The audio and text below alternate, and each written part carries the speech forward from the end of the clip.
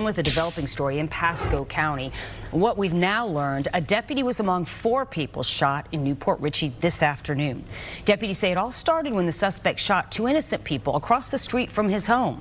This was in the area of DeVista Avenue and Sawtell Street. And that's where we find Fox 13's Kylie Jones filling in the gaps for us now. Kylie, bring us up to speed.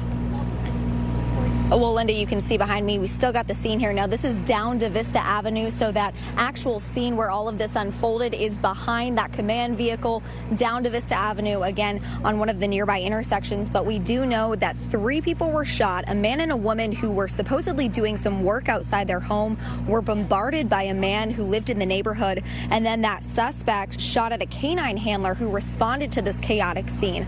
We did hear from Sheriff Chris Nacco a couple minutes ago. He just called this whole scene that unfolded horrific earlier today. But let's take you back. So around noon today, that's when the 911 call came in. Deputies say a man and a woman were getting ready to clear some land on their property when the suspect, who was later identified as Aaron Rodriguez, came over, reportedly irate, and started yelling at them. Sheriff Nacco says as the man called 911 and said Rodriguez was threatening them, he got shot, and that he collapsed in the intersection as Rodriguez allegedly shot at the woman, and then she started running away. Sheriff Nacco says Rodriguez then went into his own garage as deputies got to the scene. As they're approaching the house, the lead officer is the canine deputy with his partner.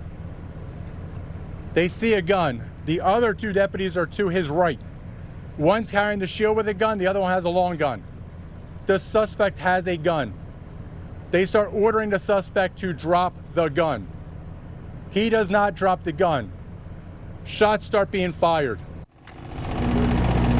And again, that canine handler was hit. He was able to give himself aid as the other 2 deputies got control of the situation. The handler was taken to the hospital and he is expected to recover. Rodriguez was also shot and also taken to the hospital. It's not clear at this point who shot first or how Rodriguez is doing. We don't know his condition right now. But again, that innocent man was killed. He did die from his injuries. The woman was taken to the hospital. We're also not clear on what her status is right now. But the FDLE has taken over this investigation at this point, which is protocol anytime a deputy is involved in a use of force situation. Guys. All right. Kylie Jones reporting live for us this afternoon. Kylie, thank you.